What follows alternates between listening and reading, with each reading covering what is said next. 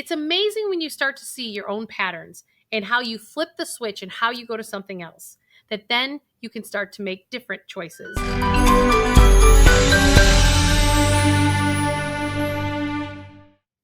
What's going on, everybody? Today, we're going to talk about how is debt similar to consuming sugar?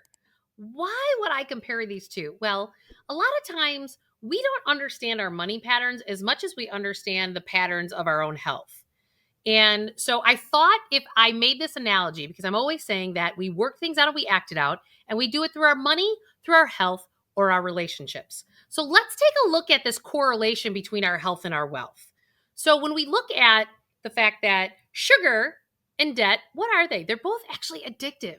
They actually hit that dopamine button, right? It's like, whoo, when you're spending, right? You got that spending, you're sliding that credit card and you're getting that dopamine going, and that credit card debt is going boop, boop, boop, boop, boop, boop, boop. You have that new adventure and going to college.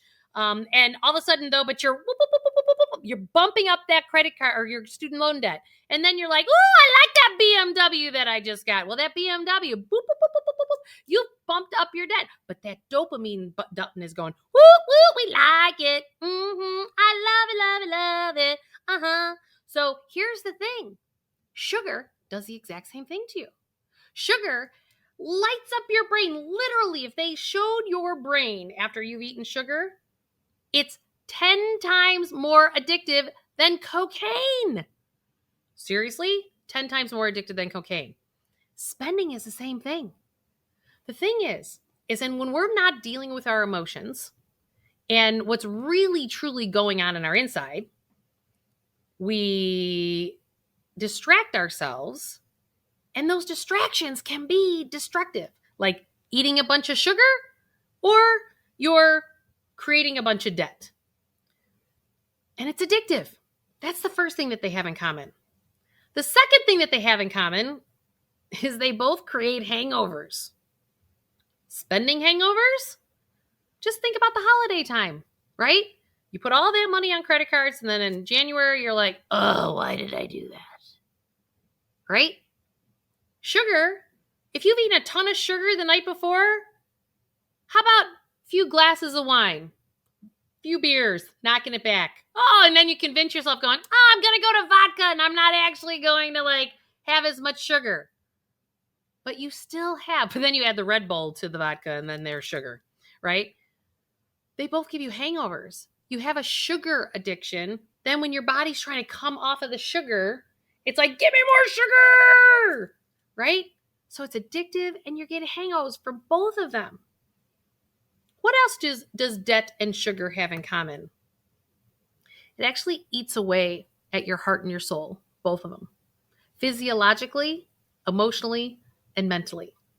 How do I know this?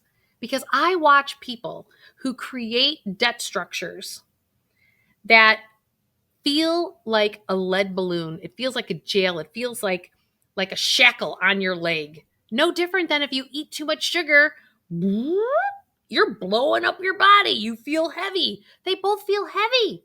They're heavy weights.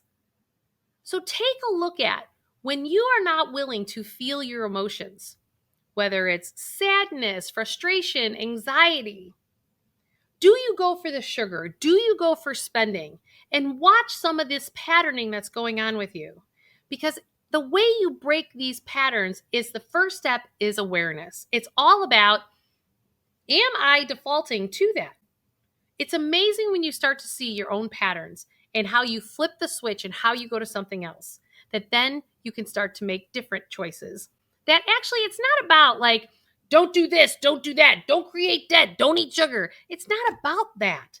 Because if it's coming from some knowing that creates some shame, blame, guilt, or judgment because I know I'm not supposed to eat the sugar, and I know I'm not supposed to use my credit cards, and I know I shouldn't buy that expensive car, and I know I should buy something that's more in my current reality. When we do those things, we actually reinforce all of our suffering and our trauma patterns, which actually creates just more suffering and more trauma. So today I'm going to challenge you to love yourself enough to start to become more aware of what is that patterning that you're doing, and so that you can decide to make conscious choices that are going to actually support what you want your tomorrow to be. Come join me at juliemurphy.com, everybody. Sending you so much love and so much healing so that you get to exactly the life that you want to create. Ciao for now. Bye.